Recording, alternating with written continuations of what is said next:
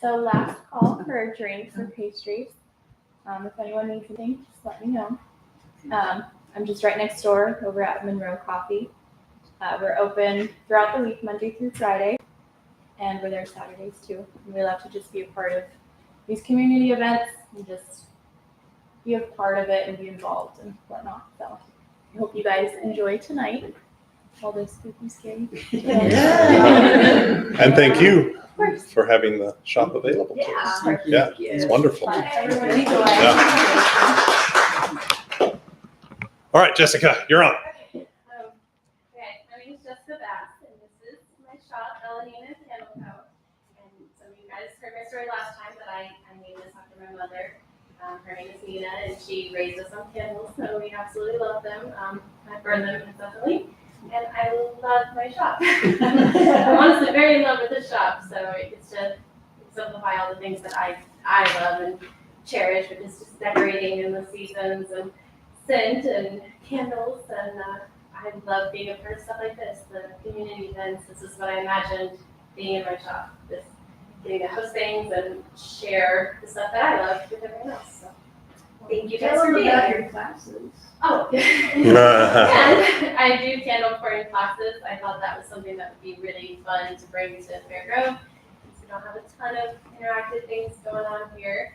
We'd like to have more happening on Main Street and all of those collaborating. So all of Main Street, Festins of Billerby and Monroe, we're trying to collaborate more. So I put on classes, and these guys make themselves available a lot of times to do things as well, be open. It's hard for you to know this. Fine job. Fine job. Yeah, thank you. Thank you. And thanks for having us here. All right. Good evening, everyone. And thanks for coming tonight. As you might guess, and as was advertised tonight, we are actually celebrating the release of my new book, The Screamer Down the Hall and Other Tales. Now, as you might guess, when it's release day, you would think that you would have copies available for purchase that night. However, the printer has decided otherwise. So copies of the book are not available yet, at least in my grubby paws, but they can be purchased online. If you have not bought a signed copy in advance, I do have an order sheet up here. I'm just going to continue to take orders until I do finally have them in my possession when Amazon finally decides to ship them. Did I say that out loud? Did that come out? All right. So just to explain a little bit, the idea of The Screamer Down the Hall, which is a lengthy poem, think The Raven, kind of give you an idea. What I wanted to do, and this is back in, this would be in 2019, that I first had this idea. I wanted to write something pertaining to Poe, his life, his death, his birth, something. And the thing I zeroed in on was his death, which today is the anniversary of. That's why we're doing this tonight.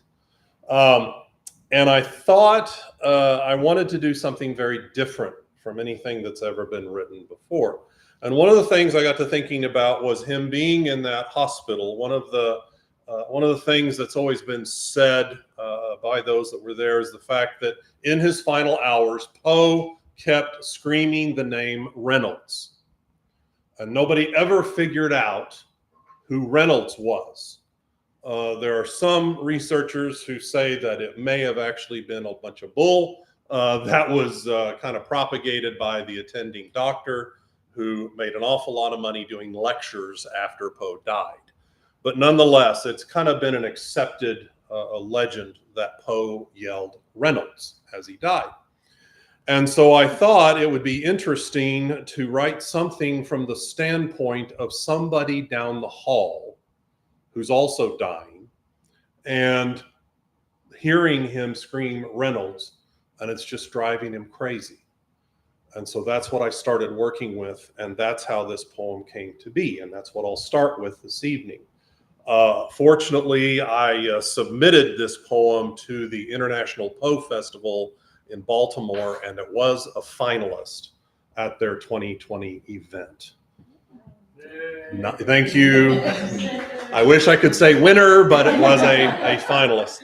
But nonetheless, I'm really pleased with how it turned out, and I've always been pleased at the atmosphere of this. So I'm going to start this evening with the screamer down the hall.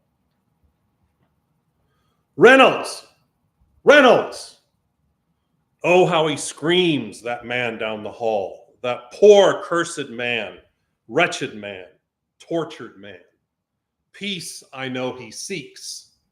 Peace I know I seek.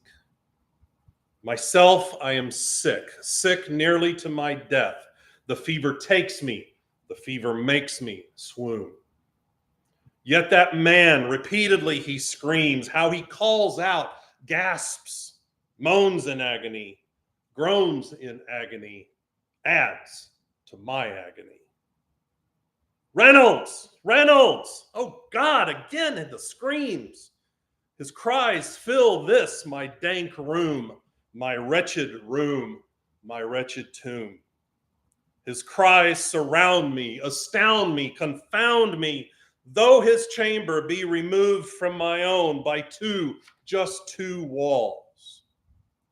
Please, Providence, I beg you, if I deserve any mercy, silence the man, silence his cries and give him peace. Silence his cries and give me peace. If I could but rise, could free myself of this ward, crowded, filled with the dying, filled with the dead, filled with the dread. Upon my rising, my freeing, fleeing past the room, next would I trebuchet to the bed of the screamer, he the dreamer, a prisoner in his own nightmare. Yet I know not my jest upon entering his ward, looking down upon his tortured soul, writhing as I stare, perspiring as I stare, dying as I stare. Gaze silently would I? Administer aid would I? Scream silence repeatedly with no mercy till I no longer could speak, would I? Alas, here I remain, confined to my dread, confined to my bed, soft as granite, cold as granite, not unlike the granite that will soon reside over me. Reynolds! Again he screams, yet this time but once. The name he calls, the name he wails, the name I will not forget. Welcome silence to this ward. Welcome is your return. Those of us dying, those of us dead, require silent rest before our final rest. Rest. Rest. Suddenly I awaken as if by the reaper shaken. My eyes, they open, and I know not where I am. But my sight returns, and I take note of the walls and the granite. Ah, the granite. In my ward I remain, yet the silence, the pounding, screaming silence deafens me, as he who screamed that name screams no more. Dr. Moran enters the room, skeletal, muddled, begrimed, from the hazards of his keep, from the hazards of no sleep. Inquire must I. Doctor, who is that man, the man who wails that name and shares his horror, shares his agony with me? Does he who screams rest now, scream again? Will he, when from his rest he awakens, when from his rest he returns to the horror? Rest, yes, rest does he, the doctor grimaces. The bearer of screams, rest does he, rest do we. Screamed his last has he, the man of screams, the man of dreams.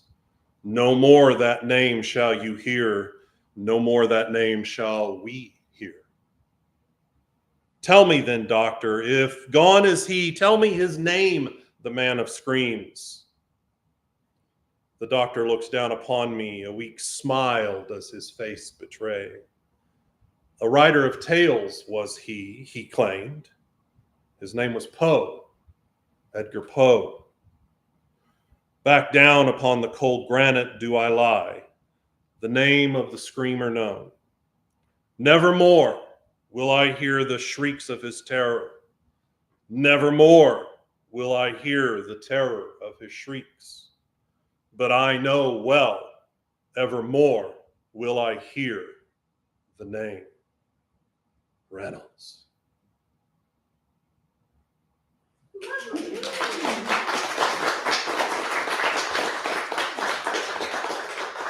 You may have noticed a few little Poe hints.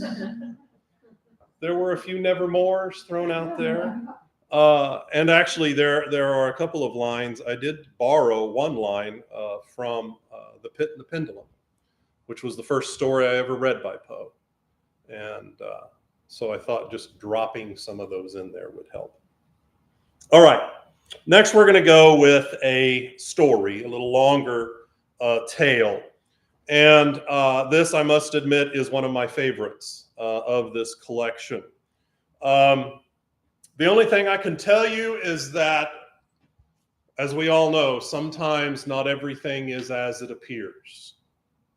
And in this case, it is most certainly that moving to a new location sometimes has a little bit more in it than you bargained for. This story is entitled Marked. When I decided to call it quits on the proverbial rat race and move to the Ozarks Hill Country of southwest Missouri, I could never have guessed what awaited me. Just a wide spot in the road, the tiny hamlet of Thermal Springs existed on the verge of being a ghost town, the lonely remains of a once flourishing community that originally owed its existence to a local hot mineral water source. The spring reportedly dried up when a couple of greedy aldermen decided to try to get more water flow, courtesy of a couple of sticks of dynamite.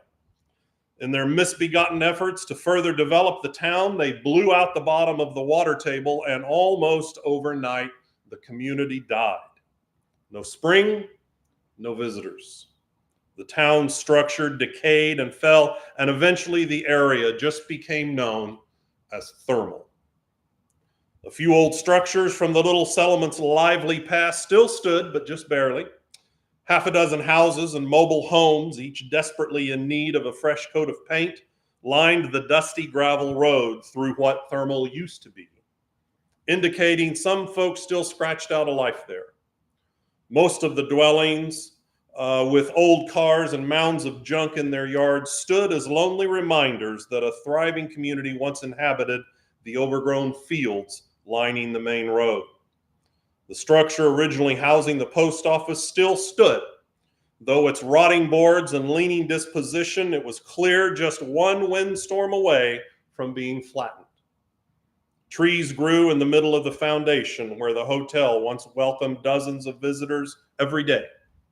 Each sunrise looked promising as another chance for the remains of the town, but each sunset cast lonesome, dismal shadows as doors locked and drapes were drawn. The only real signs of life in Thermal was the Gibbons Grocery, a small vintage 1940s general store with two old gas pumps outside. If a gallon of milk and a loaf of bread was all one needed, Gibbons was sufficient. Otherwise, a 30-minute drive to nearby Cassville was required for a full-blown grocery run or dinner at a cafe. None of the locals knew what to think when I moved into Thermal's old abandoned schoolhouse on 60 acres and began renovating the wooden building into living quarters. While still in Michigan, I was intrigued when I noticed it in a country real estate magazine. Upon making my first trip to the area to see the old schoolhouse as well as Thermal itself, I couldn't help but feel it was the singular bright spot in the county.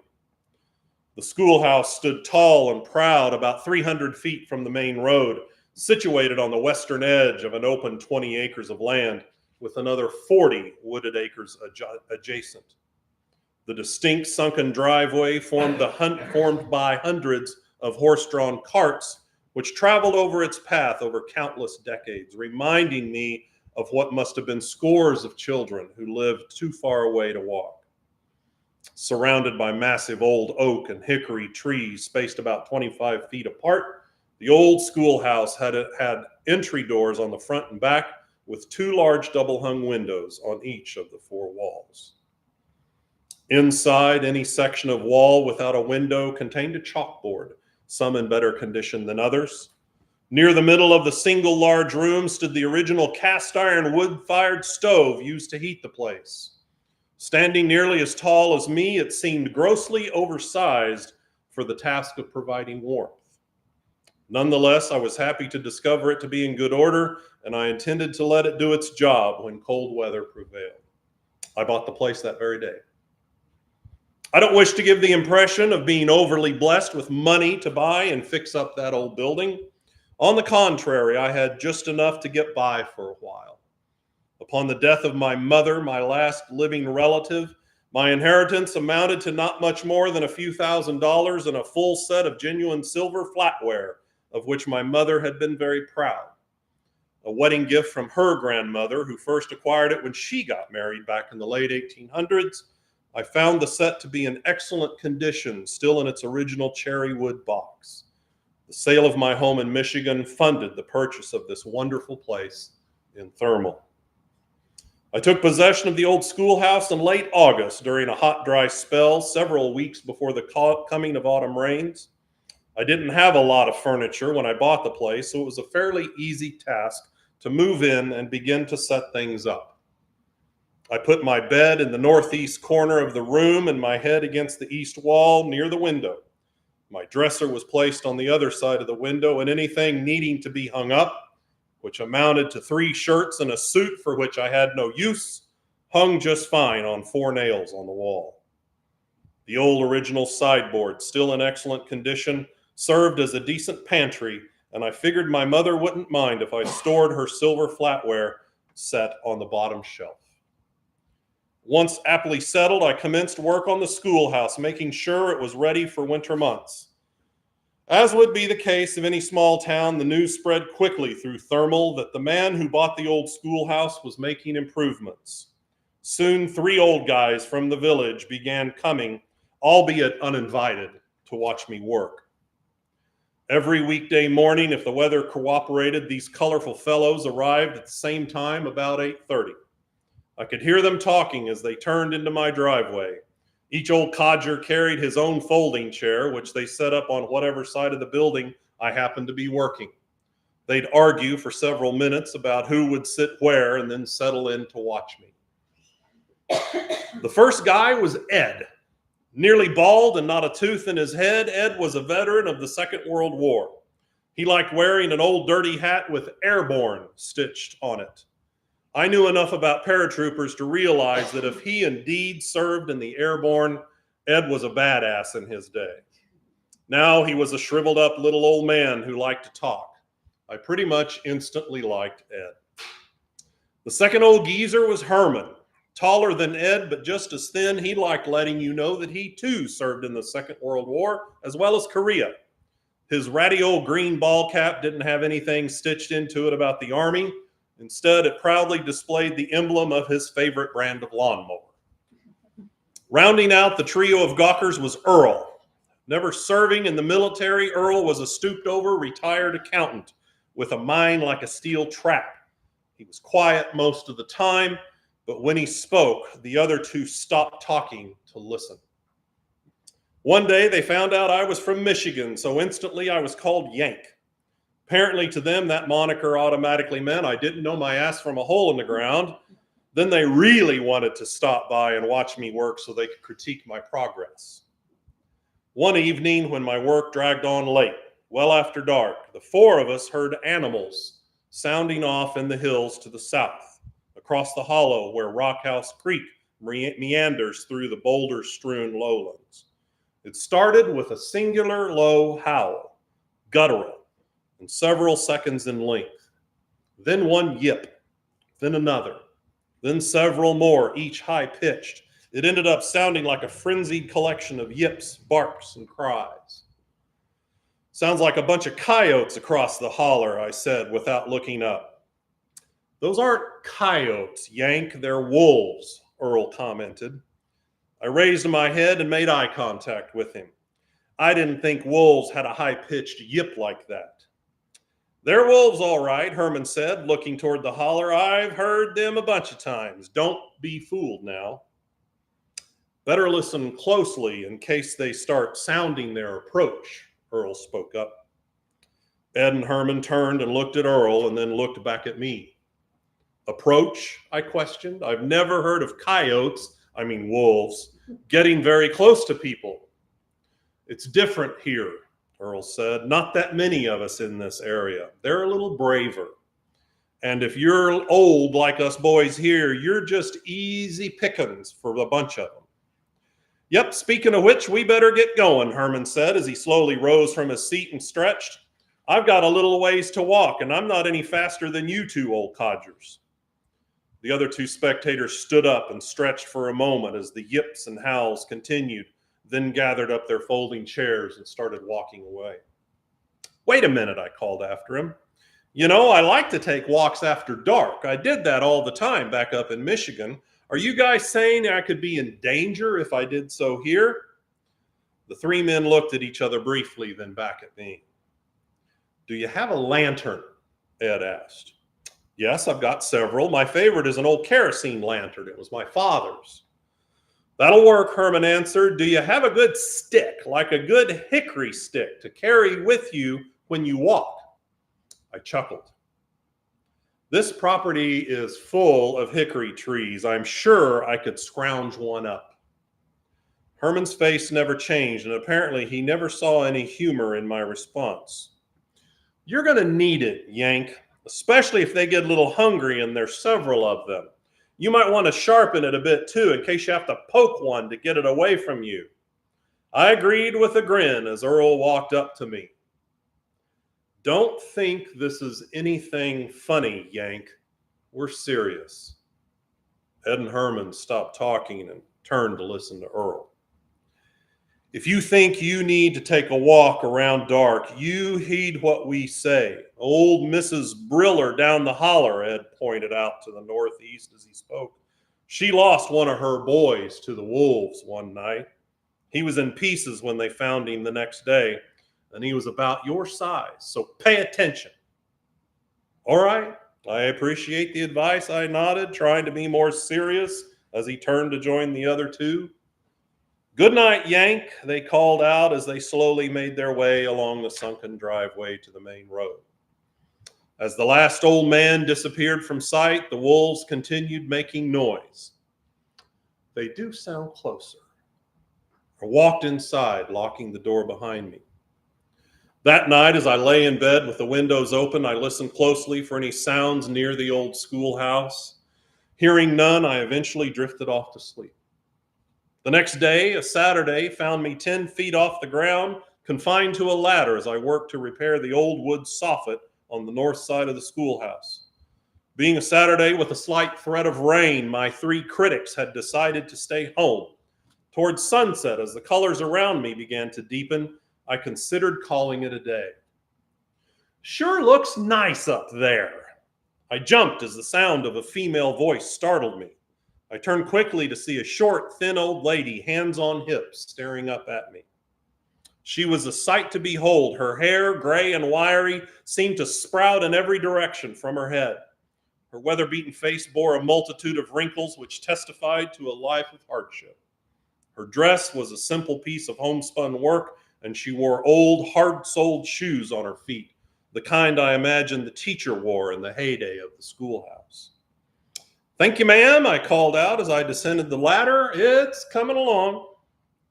"I didn't mean to interrupt you," she said as she inched a little closer, "but I hadn't the chance to come by and introduce myself till now. I'm Mrs. Higgins." I wiped my hands quickly with the rag from my pocket, then reached out to be neighborly. "Very pleased to make your acquaintance, Mrs. Higgins. I'm Billy Horner." "So pleased to meet you, Billy." The handshake was brief, and she quickly tucked her hand back in her pocket, the pocket of her dress. For the first time, I noticed her necklace. A rough leather string with odd little shapes, smooth and off-white in color, with a hole drilled in the middle for the string. They were like shells, but not quite. I caught myself staring and changed my gaze up to her face. I live just down the road to the east toward the holler, she continued, and I heard all about the wonderful things you're doing for this old schoolhouse. I went to school here, you know. You don't say. Oh, yes, all 12 grades, right here in this building. We used to play and sing and dance and practice our addition tables. Me and my pal Joyce chased Tommy Briller. Oh, yes, I've heard the name Briller, I interrupted. Any relation to the boy I heard died one night? Yes. Mrs. Higgins' smile suddenly left her face. Tommy Briller was his daddy. Joyce married him. Tommy ran off after the baby was born. Seth Briller was their boy you speak of. Of course, it's not polite to speak ill of the dead, but Mrs. Higgins looked down. But what? I couldn't help but want to hear more. Seth Briller was trouble. Nothing but trouble. That boy crossed my path a bunch of times, too many. But yes, one night, across the hollow, the wolves started their evening serenade. Mrs. Higgins turned slightly. I detected a slight grin on her face. They sound hungry tonight, she said quietly. What? I wasn't sure I heard that right. She turned back to me, smiled sweetly as the sound of the wolves got louder. Well, I guess I best be on my way. Don't want to get caught out after dark, you know. It's awfully nice to meet you, Mr. Horner, and I look forward to seeing you again sometime.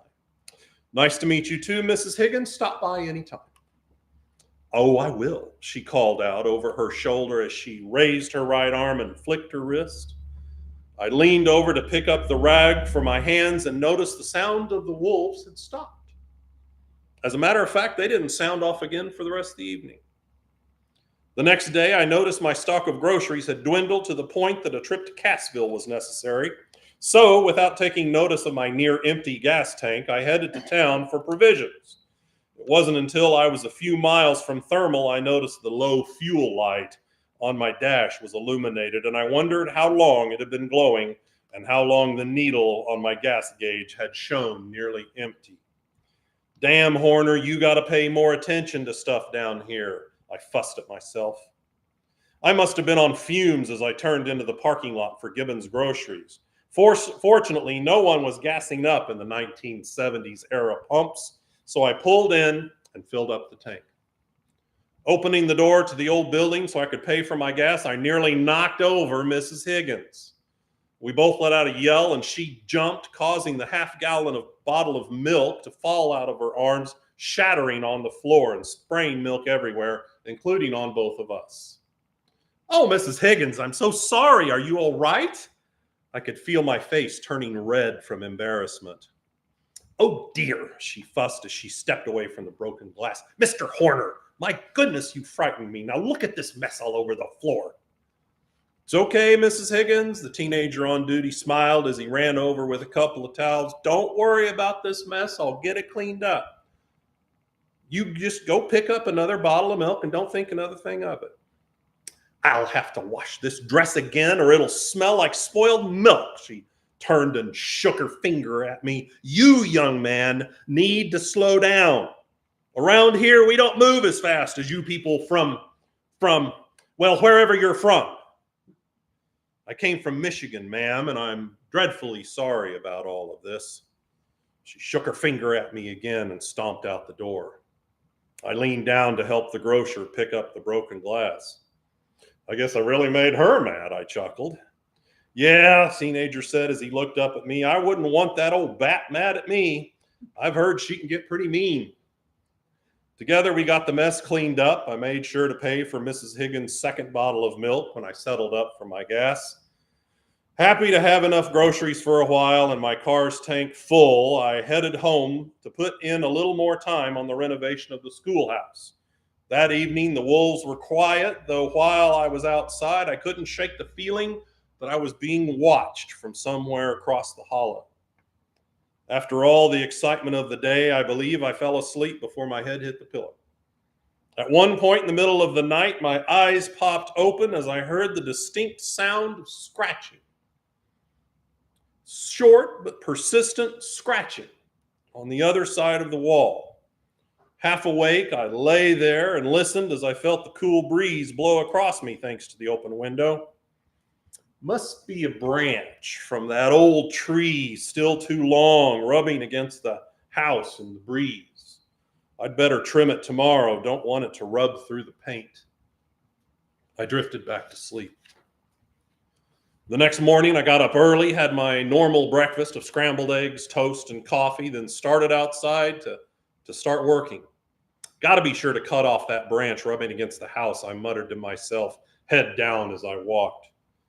Turning the corner, I stopped dead in my tracks. The old oak tree, easily over 100 years old with a trunk as big as a tractor tire, stood majestically about 25 feet from the house. The tree had been meticulously trimmed over the decades, and the lowest branches cascaded about 10 feet over the rooftop. It was impossible for a branch to have been making the scratching sound I heard. I walked quickly over to the area where the noise seemed to come from the night before. I ran my fingers along the rough wall, noticing the chipping paint easily detectable against my fingertips.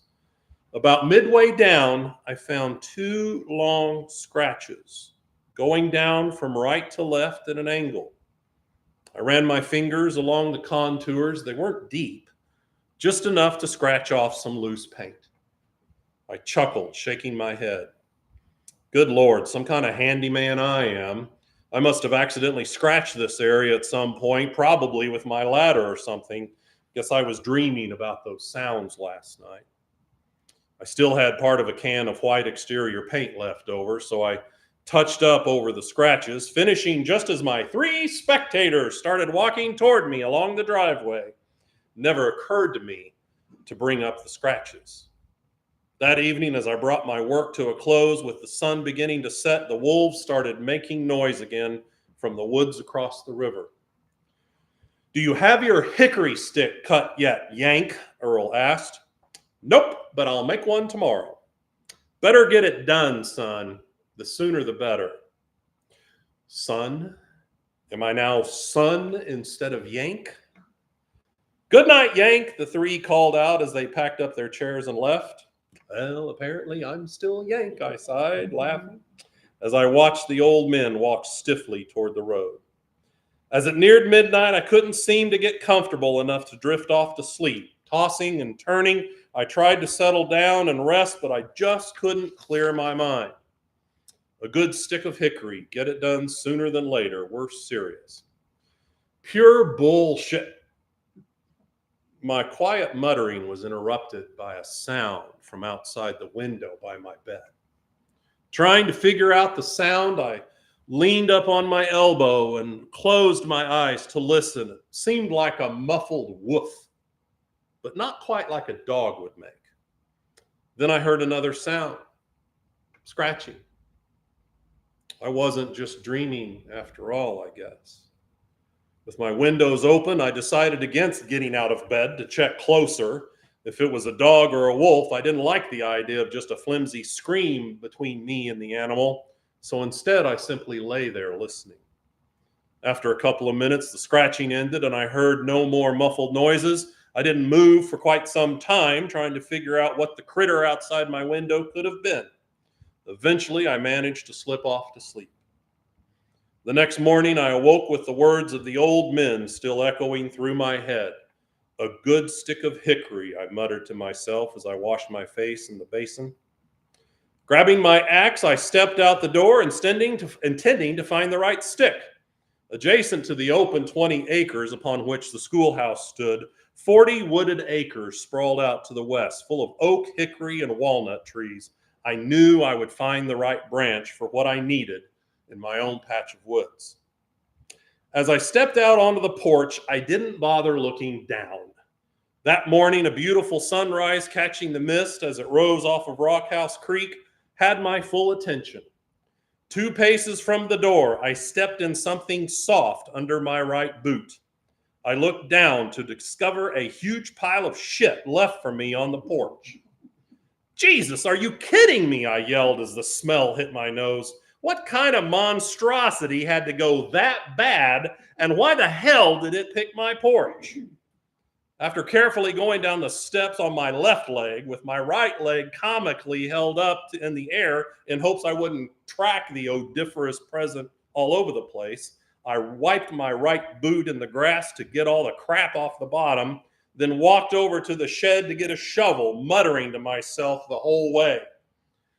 Just trying to get out this morning to get a good stick of hickory, and I'm greeted by a pile of shit. By God, whoever did that must have felt better afterwards. Probably had been holding that since October 2 frickin' years ago. My mutterings continued till I had the pile scooped up and dumped in the woods. Goddamn thing, I sure hope that's the only time. Nasty shit. Satisfied to have the mess removed, but still irritated about it, I headed into the woods to find the right hickory branch. My search didn't really take all that long, as the woods offered plenty of solid branches, most of a pretty good size. After about 15 minutes and 20 trees, I found the hickory branch I wanted to cut, roughly 2 inches in diameter with the bark on, and pretty straight. So I chopped it off the tree and pulled it back to the schoolhouse. Settling into the wooden chair I kept for porch sitting, I sawed the stick to a 4-foot length and grabbed my old pocket knife and began to scrape the bark away. After getting the surface fairly clean, I took one end and began to whittle, working it until I had a good point extending back about 4 inches to the original diameter. Damn varmints will feel that sticking into them, I muttered to myself, content to have only spent a couple of hours to make my wolf stick. I still think they sound like coyotes instead of wolves. Within an hour, my 3 old spectators were back with their chairs, waiting to see what I planned to tackle. Once they were settled and ready to watch, I brought my wolf stick to them to get their approval. Ed gave it a thorough examination. Not bad, Yank. You got her good and clean, and I like this point you put on the end of it. He nodded as he passed the stick to Herman, who instantly poked his finger against the pointed end. Yeah, not bad, he said. If you ever have to use it, you'll have to sharpen it again the next day, you know. He nodded and passed it to Earl. Not bad, Yank, not bad. Bet Mrs. Briller's boy wished he'd have had one like this that night. Hey, speaking of Mrs. Briller and her boy, I met Mrs. Higgins on Saturday. I guess she and Mrs. Briller were friends? I grinned, happy to announce that I had met another living soul in Thermal. Enemies is more like it, Earl said as he continued examining the stick. Both those women wanted to marry Briller. Joyce got him. Edna never forgave her. Edna is Mrs. Higgins' first name? She never said. Typical for that old witch. Stay clear of her, Yank, Ed spoke up. Really, I chuckled. I'm supposed to be afraid of that little old lady? Laugh all you want, Yank. She's trouble. Some people are just trouble. She's one of them. Earl handed the stick back to me and nodded, then took a puff off his cigar. Yeah, I think I managed to make her mad. I ran into her at Gibbons' store. We nearly ran over each other, and she ended up dropping a bottle of milk. It went everywhere. I apologize, but she shook her bony finger at me and seemed pretty upset.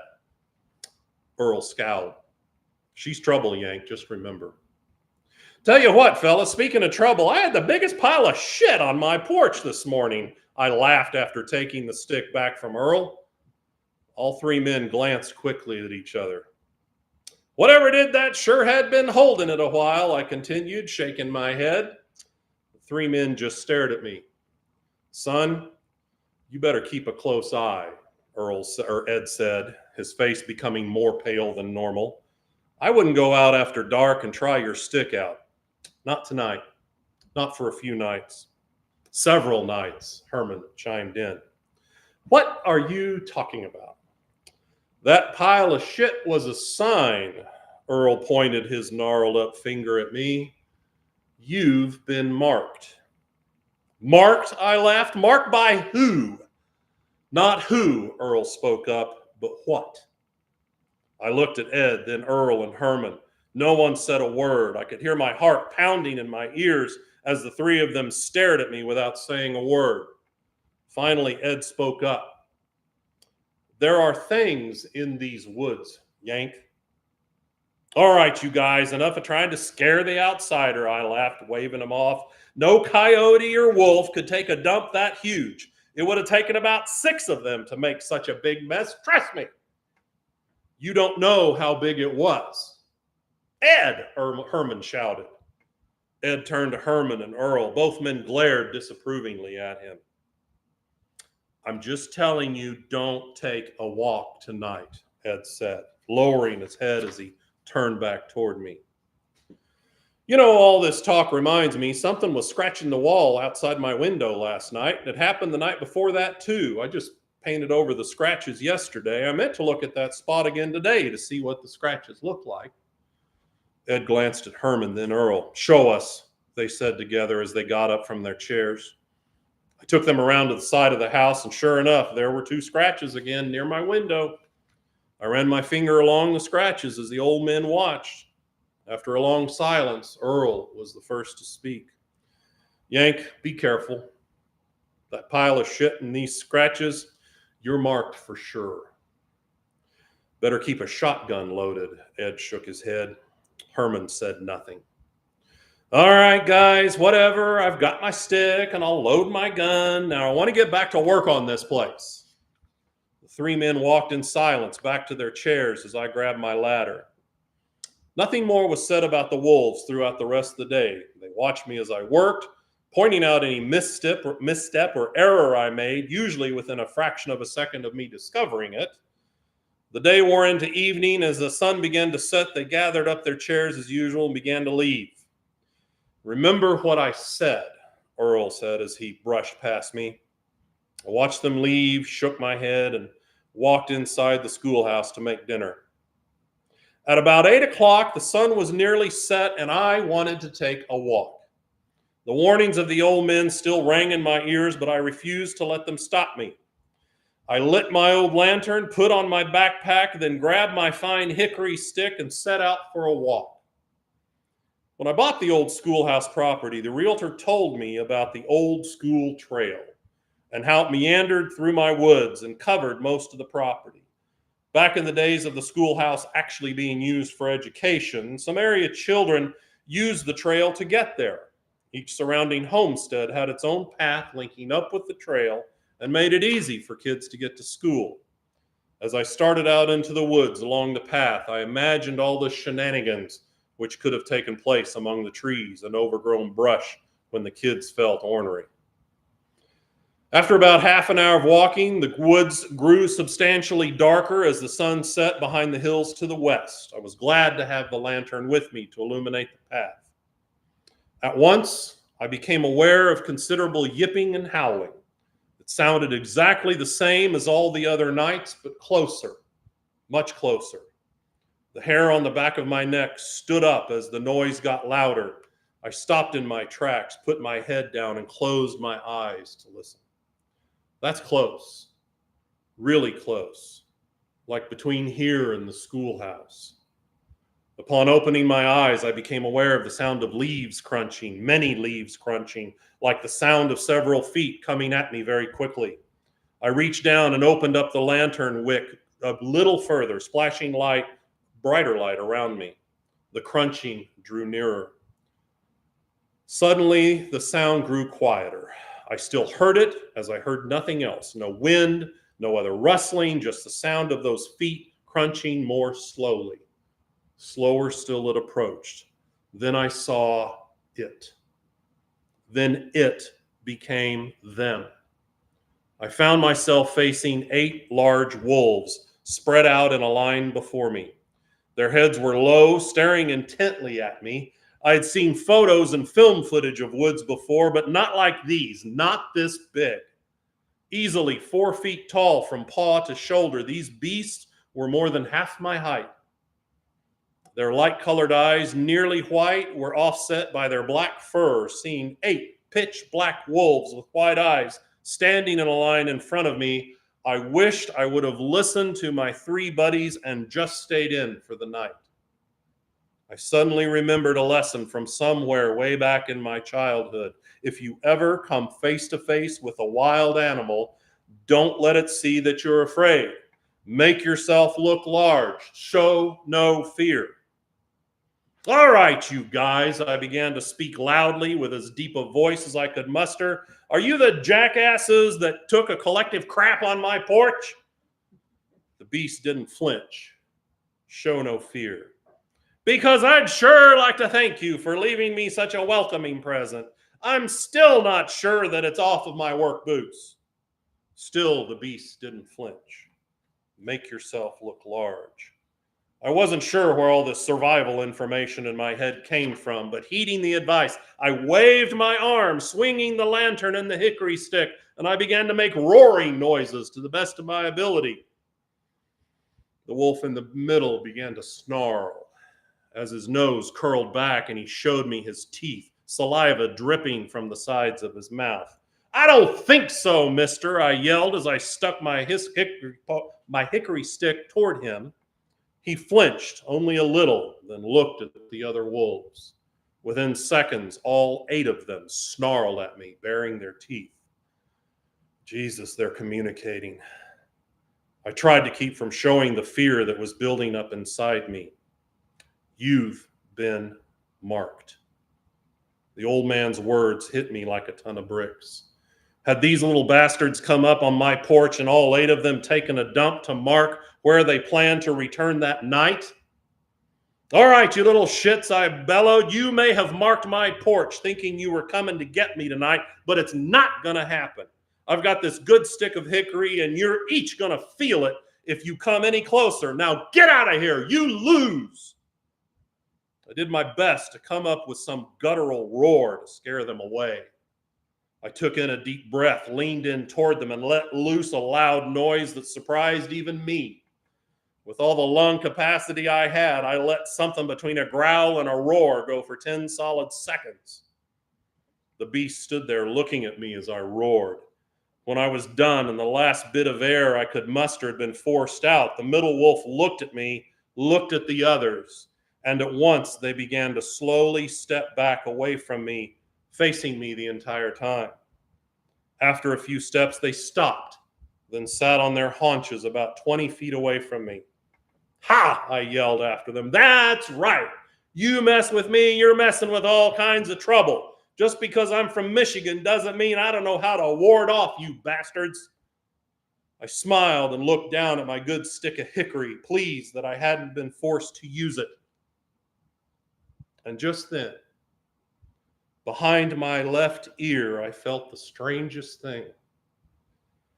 Not really a breeze, but more like a hot breath that would have come from someone or something standing right behind me. As I turned, I heard a low, deep growl. There, standing a few inches from my face, was a beast. It stood on its hind legs, towering over me by a full 12 inches. Its feet and hands were like claws, but otherwise, it looked like a really big version of the 8 wolves which were sitting and watching behind me. The beast stood before me, mouth open and dripping saliva, looking almost sadistically happy to have me at a disadvantage. After an agonizing second or two, the unbelievable happened. It spoke. I believe you were told to stay inside tonight, weren't you? I couldn't believe my ears. As terror took a firm grip over me, I looked down at the neck of the beast. There, hanging around its neck, was a rough leather string with odd little shapes, smooth and of an off-white color. My eyes widened as I realized who or what was standing in front of me. Mrs. Higgins? It laughed, a low, demonic laugh. Correct, Mr. Horner. You recognized my necklace. Would you like to know what these little pieces of white are on this necklace?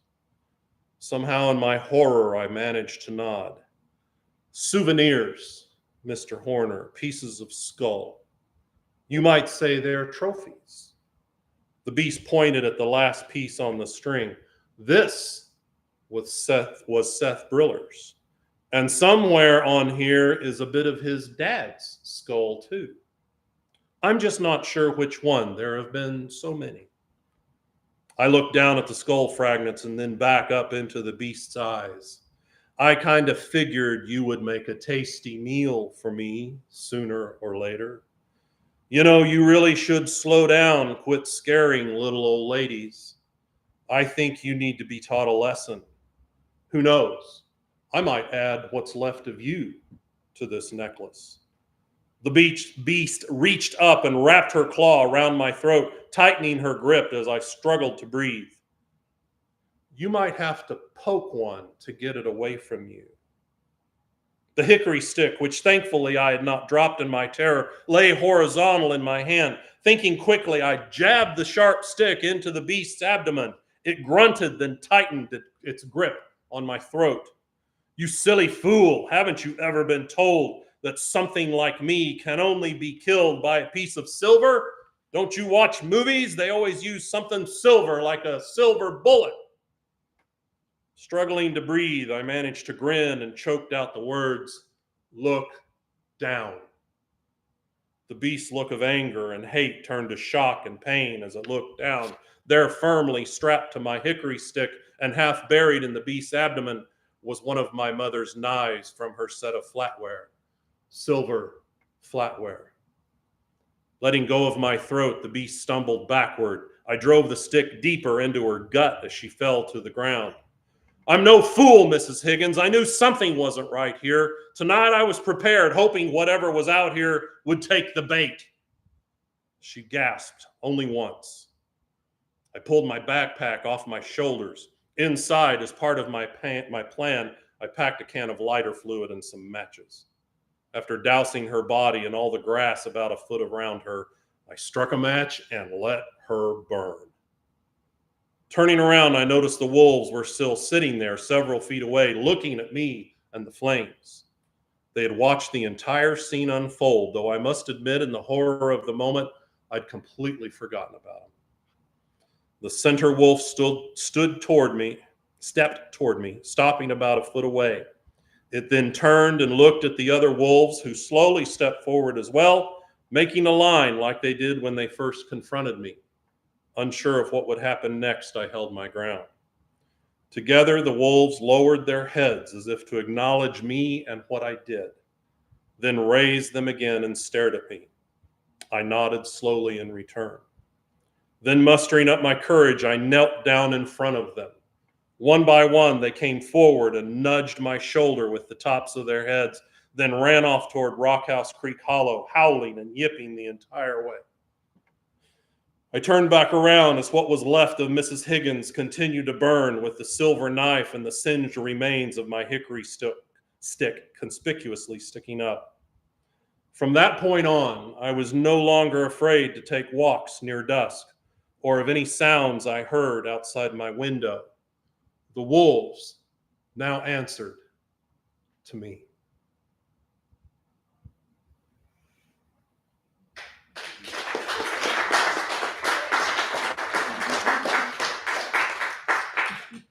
Now you know why I like that one. All right. Yeah, I think that's a good idea, by the way. All right. The next selection.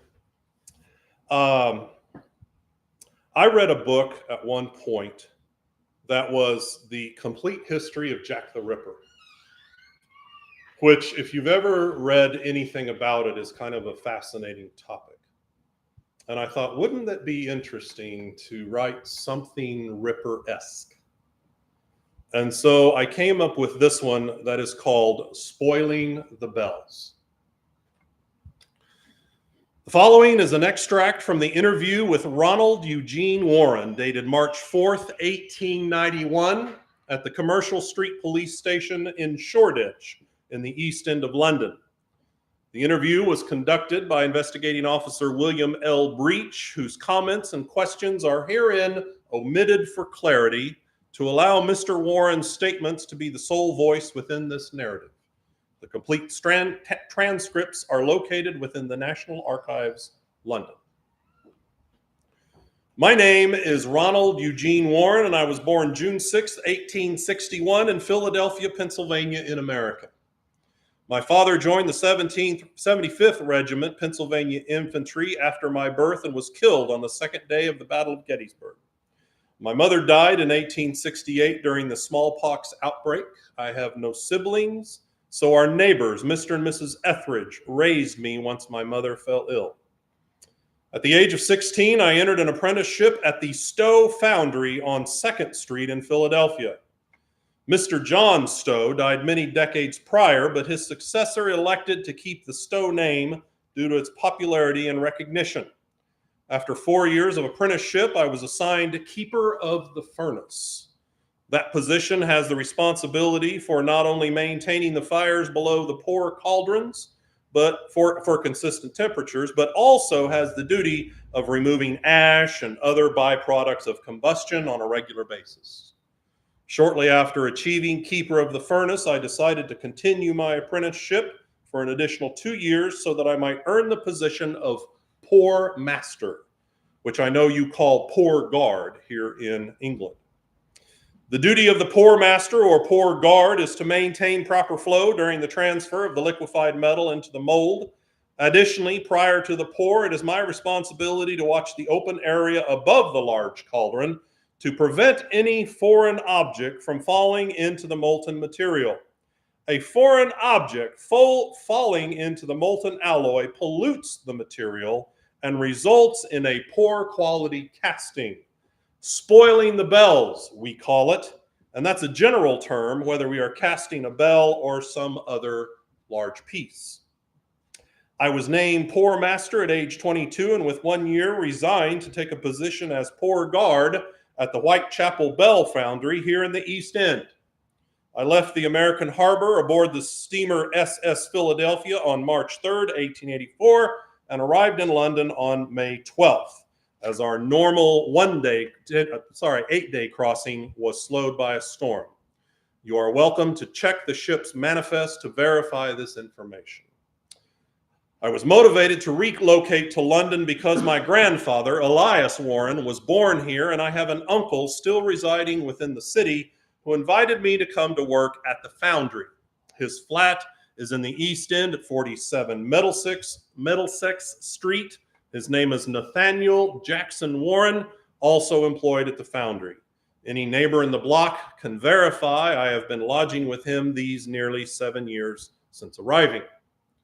My shift at the foundry begins at 2 a.m. each day. I typically leave my uncle's flat at 1:30, make my way along Middlesex Street, then turn onto Whitechapel Road. It is then just a few blocks to the foundry. I work until 6 p.m., except on Sundays. On such a day, I leave at 11:30 a.m. to attend the noon mass, and then I have the rest of the day off. We have a 6-man crew pouring in the pour area. William Edgewater is the mold guard and starts his shift at 2 a.m. with me. Then Thomas LeGrew, Jonathan Beals, Edward Beals, Jonathan's younger brother, and David Pedlofsky round out the crew as utility workers and general helpers. They normally start their shift at 3 a.m. I tell you all of this with the understanding that you are most welcome to check the facts on any or all details I have just told you. I want you to have no doubt I am telling you the truth, as everything else I am about to say has great bearing on your present investigation. I first met Francis Coles in December of 1889. I regret I cannot give you the precise date, but we met at the Christ Church Spitalfields on a Sunday evening public reading of A Christmas Carol. You know, the story by Charles Dickens. They've been doing public readings of the story there for over 50 years now, and though I've heard the story many times, I still enjoy listening to it being read at the church each Christmas time. That evening, the reading event was so popular with the locals, there was nowhere left to sit by the time I arrived. While standing in the back of the room, I began to scan the crowd, and I caught the glance of Frances. I noticed she was dressed poorly, but her smile and kind brown eyes caught my attention. I found her to be most pleasant and attractive. I remember when our eyes met and we exchanged smiles, I couldn't help but think, I bet her skin is soft. After the reading, I mustered up my courage and walked over to her to introduce myself. After a short visit, she accepted my invitation to stroll in the chilly evening. We walked and visited for several blocks and had a genuinely nice time together. Afterward, I met up with her as often as possible and made it known I wished to court her. She told me she worked as a corker at the pharmacy over on Osborne Street, which was quite near the foundry. Yes, I knew she was a part-time prostitute as well. Bleeding Christ, man, most women here end up prostituting at some point just to afford a place to stay for the night when things turn badly in their lives. Didn't change how I felt about her. She had the kindest face, and I swam in her brown eyes. Her voice had a certain lilt to it, and I loved to hear her talk. We visited for hours whenever possible and found so many similarities between us. I was truly smitten. I was unable to tolerate her when she drank, though, which became more and more often. I am not taken to consuming spirits myself. Her drinking worsened, so I stopped seeing her last summer. By then, she was living in Spittlefield's chambers, drank entirely too often, and prostituted nearly full time to pay for lodging and food. It pained me to break away from her, but I couldn't continue courting her if she was to live such a life. We encountered each other again at, of all places, Christ Church, Spitalfields. She still looked poor and had been prostituting, but all those old feelings reached the surface again, and we spent nearly 2 hours talking within the confines of the church. She knew about the unsolved murders in the Whitechapel region and admitted she was uncomfortable about being out on the streets after dark. I gave her some money during our visit that night. It wasn't much, just a few pounds I happened to be carrying. As we bid each other goodnight and walked away in opposite direction, I felt sadly certain that the money I gave her for lodging would be used up by the consuming of various spirits. Yes, the guys on my crew at the foundry knew how I felt about Frances. They teased me about having feelings for a woman known to prostitute. Said things like, "Who do you think she's with this morning, Ronnie?" David Petlofsky was especially persistent with harsh comments, and he liked keeping all of us abreast of the developments in the neighborhood murders and what he knew about the latest victims. After all that, I worried about poor Frances. Word got to me that she had taken up with a man named James Sadler, and they were living together but combative with each other, especially when they both drank. We heard about the murder of Mary Kelly on November 9th, 3 years ago. While all of us were taking our noon meal, David stepped out to buy some tobacco. He came back breathless, telling us of the heinous killing and the dreadful conditions in which the woman was found, saying the neighborhood was filled with people talking about it. The killing took place just a couple of blocks away from the flat I share with my uncle. A few days later, while our crew was working, the subject of Mary's murder was mentioned, I think, by Thomas LeGroux, and David spoke up. "I attended the coroner's inquest, you know," he bragged. "Now, why in the name of everything holy would you do that?" asked Edward loudly. All of us nearly yelled when we had a conversation to be heard over the furnace. "Because I wanted to see if what they wrote in the papers about the body was true." "Well, was it?" Jonathan asked as he helped his brother set the cope on the lower bell frame. "It was the most horrific sight I have ever laid eyes upon, lads. She didn't look human. It was as if she was ripped apart by a big dog, one of those big mountain dogs I've heard tell of. Mark my words, mates, this man, this Jack or whoever he is, he's a devil, a beast, not a man." LeGroux grunted, never looking up from his crouched position as he held the lower mold. I have to admit, sometimes the actions and demeanor of my co-workers made me wonder at times if the murderer was really one of them. 2 mornings ago, I arrived at work around 1:45 and changed into my work clothes as I normally do. William usually gets there at about the same time as I, and we typically have a chat before starting work. We are always the only ones in the entire facility at that time in the morning. He had not yet arrived, so I dressed alone. While putting on my apron, I heard the main door open. Thinking it was William, I called out but received no answer. I didn't hear any footsteps either, which I thought was very odd. Out of necessity, when pouring molten metal at nearly 600 degrees, we all wear heavy leather boots. One would have to be a fool to wear anything softer. Since we all wear such boots, anyone walking around can be heard quite distinctly. Yet at this moment, I heard nothing. I began to worry a prowler may have entered the building. I quickly removed my boots and walked to the door, heading from our pouring room to the machining section, where extra bits from the casting process are cut away from the workpiece. Through the dirty window on the door, I saw a woman in shabby clothes walking quickly. She walked stooped over and appeared to be holding something as she moved. She walked to the office of the superintendent, but it is always locked at such an early hour, so entry was denied her. I slipped through the door and made certain it closed quietly behind me, and I pursued her as she moved to the next office, home of the toolmaster. He apparently failed to lock his door upon leaving the previous day, as I saw the lady slip in and close the door behind her.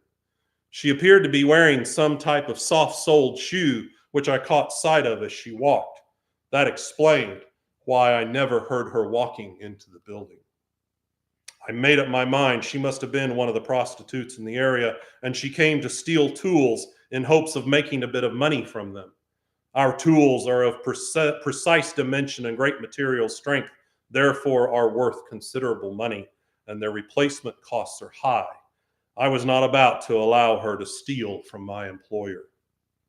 When I got to the toolmaster's office, I heard rustling inside. Grabbing the doorknob and turning it as quietly as possible in hopes of surprising the woman, I threw open the door and let out a yell, which did indeed surprise her. She let out the oddest shriek and turned to face me. I could not believe my eyes as I looked upon this woman. She was drenched with a red liquid, which I supposed to be blood, from her face all the way down to the front of her dress. Her eyes were wide from being discovered, and she held a large knife in her hands, which also displayed the crimson fluid. But the thing about her which surprised me the most was her face. That's because she was clearly a man, and not just any man. I looked at him in his bloody dress and with the knife in his hand and yelled, "Uncle Nathaniel? What the hell?" In an instant, his face went from frightened to angry, and he scowled at me. "Damn it, Ronnie, you didn't give me time to change." He glared at me, but neither of us moved. I was in such a state of shock, looking at my uncle standing there in a bloody dress with a wig on and holding a knife covered in crimson. "Uncle Nathaniel, what have you done?" "Oh, Ronnie boy, tonight I did yet again what I've been doing for some time. Clearing the streets, you might say." "Clearing the street?" I stammered as my thoughts collided. "Uncle, you mean, are you telling me you're the man they call Jack the Ripper?" He leered at me, blood still running down his clothes. Oh, I couldn't help giving myself that name. The papers loved it, and I thought it clever, signing the letter with my middle name, eh, nephew? I suddenly remember the letter published in the newspaper back in '88, signed Jack the Ripper. Uncle Nathaniel's middle name, as I noted before, was Jackson. My uncle watched as all of it became clear in my head. He then pointed the knife toward me. "So, now you know. That means you got to be next, nephew. Nothing personal." He gave me an awful, evil grin as he said it. "Well, why should I be next?" I said, trying to stall for time. "Well, you know, so many women, so many fallen angels have laid prey to my knife." He held it up, looking at it. Then he returned his gaze to me. "You might talk. You might tell someone what you've seen. I never planned to kill a man, but plans change." I couldn't move. I wanted to run, but my legs weren't listening. "Like I said, nothing personal, mate." He lunged at me. I had to think quickly. Still holding the door, I jumped up and gave him a kick in the face. I heard a distinct snap as the impact broke his nose, sending him to the floor as everything began to move in slow motion. As he rolled over, clutching his face, I turned and ran out the door, making a quick dash to the pouring room. I slammed the door behind me, never bothering to look back over my shoulder to see how close he was. Running into the middle of the room, I looked for somewhere to hide. Seeing nothing safe, I instinctively climbed up to the top of the deslagging platform. That's the metal grate over the cauldron where I typically stand to remove slag floating at the top of the molten metal before pouring. I wanted to get up high in hopes of having an upper hand. My uncle burst into the room just as I made it up to the platform. "You can't get away, you know." He stared up at me, blood streaming down his face. I wanted to stall for time. "Uncle, I don't understand. Why the women's clothing? And what happened tonight? What did you do?" He grinned. "The police, they be looking for a man. They be listening for his footsteps. If I dress like a woman, they don't suspect me. As I walk by them, I wear soft-soled ladies' shoes, so there are no footsteps to hear." He began to scale the steps to the top of the platform where I was standing. "You saw the blood on my dress. I've brought in lots of bloody dresses, but all of them have found their way into the furnace after you started it burning. You were here each time after you killed these women?" I was stunned. I never heard nor saw him. "Yes, I began coming here early to study your patterns. Did you know that after you ignite the furnace, you always leave for 45 seconds? And did you know your shoes are so loud I can clearly hear them as you return?" I didn't know. "So that's how you got rid of the bloody evidence each time?" "Yes," he nodded as he continued to move closer, the knife in his hands pointed at me. "And each time the knife melted away in the cauldron." "Very clever, Uncle." I shook my head. "I never knew a thing. So your target tonight, do you have any idea who she was?" "Oh, yes," he grinned. "And so did you." "What do you mean?" He looked down at his knife and then looked back at me. "How long has it been since you last saw Frances?" A wave of horror shot through me. "No!" "Yes! Your little drunk whore, spending all her time with another man, looked very different when I left her room a short time ago. Very different indeed." He snickered as he stared at me. I drew both hands into a fist. "As a matter of fact," he laughed, "I don't think you would recognize her pretty little face at all." He had killed my Frances. Yes, I knew she wasn't really mine and that she had taken up with another man, but I had always hoped maybe someday she might come back and I could give her a different life. My mind raced, my heart began to thump hard in my chest, and for a moment I saw nothing but red. Then with a yell, I lunged at him. In that tiny second, I tried to knock the hand holding the knife so I could hit him, but he jumped out of the way, and as I moved past, he brought the knife down, tearing a gash in my right arm. Despite the pain, I spun around and tried to get at him again. Catching him slightly off balance, I hit him from his right side and knocked him onto the grated surface of the platform.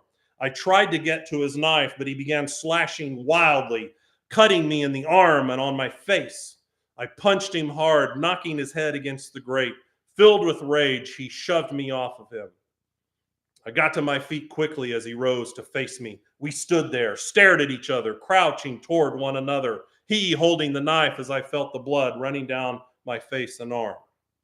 Then he jumped at me. With my left arm, I tried to knock his right knife-wielding hand away from me, but as I did, he swung with his left arm and buried his fist in my gut. I let out a yell and doubled over as he brought his knee up into my face. That's what caused all of the swelling and blackened eyes you see on me. I lost the ability to defend myself at that moment and sunk to my knees, leaning forward as I began to cough up blood. Uncle Nathan kneeled down next to me. "You fool! Just what the bloody hell did you think you were doing, hanging around on the streets in public being seen with that whore. He stood up and kicked me hard in the stomach. I groaned and rolled over onto the grate. He knelt down next to me again. You brought shame to this family, Ronnie. The neighbors talked when they saw you walking with Frances. I couldn't let you shame our family name anymore. I would have been perfectly happy to just kill her to make this stop. But now, since you know about what I've been doing, the important service I've been offering to the people of this area, well, you know, I can't let you walk around with such knowledge. He rolled me over onto my back. Don't worry, nephew. No one will find you. He looked below at the glowing cauldron filled with molten copper for the morning's bell pour. You can become an integral part of this morning's casting. In that moment, mixed with the pain from my wounds, so many emotions blasting through me, I was furious to know the murderous beast who had fooled the police for so long was my own filthy uncle. It broke my heart to know I could never again look into the loving eyes of Frances and hope for a better future for the two of us. I was enraged to find myself in a life or death struggle with the man they called the Ripper, a man who managed to execute his capers by cowardly dressing up as a woman. While doubled over after he kicked me, I noticed the slag scoop was within reach. It was a 6-foot-long rod with an elongated cup on the end. Made of 1-inch round steel, the handle was strong enough to withstand the heat. Just then, we heard a door slam closed. Dropping his guard, my uncle turned and looked toward the sound. I knew my chance had come. Mustering up all the strength I could, I reached over and grabbed the scoop and swung it as hard as I could. The rod hit my uncle in the side of his knee. His leg bent to the side as he screamed. He toppled over, landing on his side. I struggled to my feet. Standing over him, I swung again and again, bringing the now bloody and rod down on his head, then moved down to hit him in his side. Knowing he was all but incapacitated, I caught my breath. The beast, the devil incarnate, the Ripper, lay gasping and bleeding at my feet. In a moment, I knew what I had to do. I rolled him over. He looked up at me through the blood covering his face. What are you going to do now, nephew? He gasped. The police will hang me. My face and arm were still bleeding, but I no longer felt anything. Hanging isn't enough punishment for you, uncle, I sneered. I leaned down behind him and rolled him over toward the edge where I normally stood to skim the slag off the cauldron. Realizing what I was doing, he let out a cry. No, no, Ronnie, don't burn me. He began to sob. Are you crying, uncle? I mocked him. Did Frances cry when she realized the bastard she was facing? Did all those women cry? Or did you just take life from them before they could? You're not supposed to be the one who passes judgment, he pleaded. It made me sick to listen to him. Oh, really? Do tell, I sneered as I rolled him closer to the edge. It says so in the Bible, you know. I was almost amused to hear Jack the Ripper tell me something about the Bible. I'd heard enough. I rolled him to the edge of the grate, face down so he could see the boiling copper below him. I don't think the Bible is going to have any bearing on where you're going. I gave him a hard push and he yelled, no, as he tumbled over the edge and into the cauldron. He hit with a splash, sending fat bits of metal flying in all directions. As the pieces of glowing copper alloy landed all over the room, William Edgewater walked in, ready to start our day's shift. I looked down at the cauldron to see if anything moved within the liquid. Nothing. What in the name of bleeding Christ happened here? William yelled, looking around, then seeing me standing there atop the platform, bleeding from my various wounds. I wiped my face with my sleeve, spat blood into the cauldron, then turned to him and said, the bells are going to be spoiled today.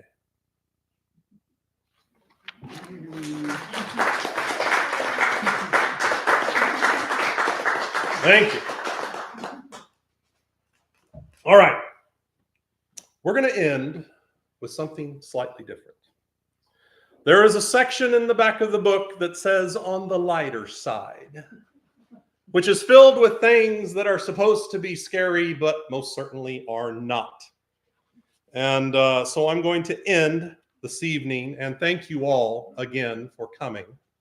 I'm going to end with something entirely silly, a poem called The Fright. Sitting at home one frightful night as I prayed for morning with all my might, I at once spotted a horrible sight as the lightning filled the sky. By the way, this is audience participation.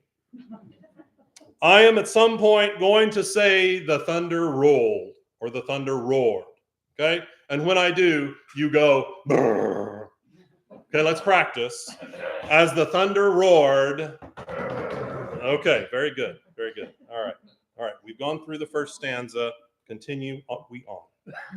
The frightful sight that I did sighted when the sky got bright as the lightning did lighted made me run to my bed. Under my bed I did hide it as the thunder roared. You're very good at this. Lying there shaking, I started desiring that a great big lawman I could be hiring. Then suddenly there came a loud siren passing by my abode. The siren did not stop the shape that continued approaching in its black cape, and I knew at once I'd have to scratch and to scrape to ever try to get away. Then at once I knew that I oughter face this thing, this creeping marauder, and then the thing spoke and said, "Where's my daughter?" I knew 'twas deep shit now. For this thing that I heard and this thing that I saw that made me so cowardly under my bed crawl was the beast known as my mother-in-law, and I screamed with all that I had. I hastily darted to the front door to make my escape. Then I hit the hard floor after tripping over the large feet of her sister, Lenore, who promptly said, "Get up, dearie." I shuddered and shook in this frightful night as the old bat decided to turn on the light and said, "We've come over to spend the night." And just then the thunder roared. Very good, very good. I knew right then my life, it was over, and I longed for the times growing up in Dover, which is strange considering I grew up in Plover, but that didn't matter right now.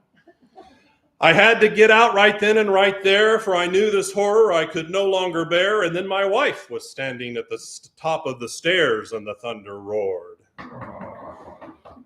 "Settle down, you little puff of a man," my wifey said with the taser in her hand, "and he'll be no more trouble to you, ma'am." My wife gave her mother a grin. My betrothed hit the button and the electrodes went zoom, and I suddenly noticed a certain spin to the room and then landed in front of Lenore's big shoes and said, "Oh, size 14. My beloved popped the taser again and watched as my testicles began to spin, and then her mom said with an evil grin, "I guess that's enough." They sent me to the basement without any food, which put me in a really foul mood, especially when I heard the noisy brood break out the KFC. The story is sad, but oh so true, and beware, gentlemen, I'm talking to you, as your fate might end up this way too. Beware when the thunder roars. The end.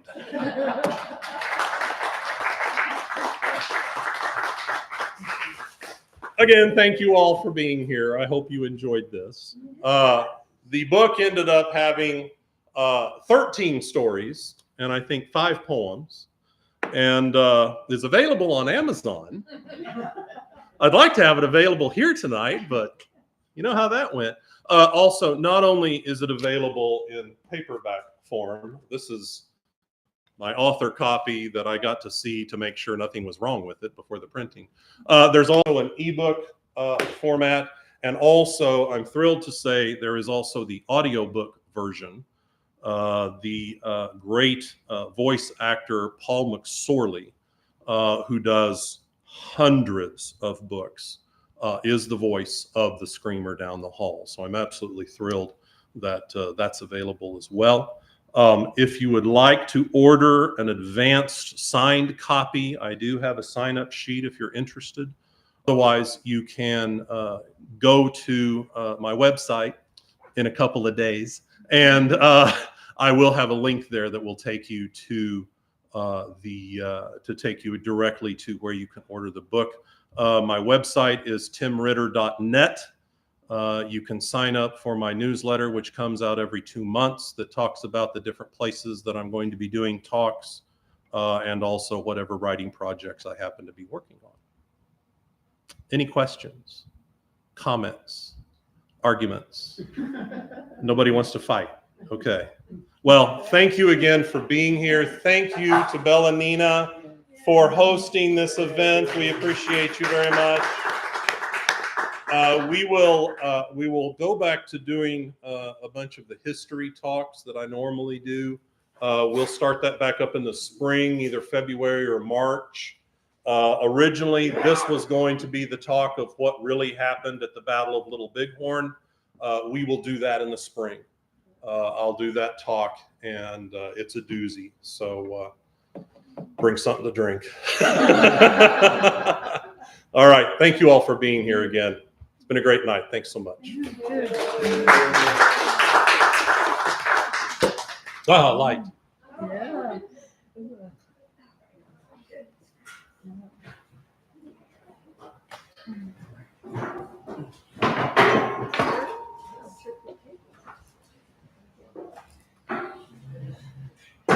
Yeah.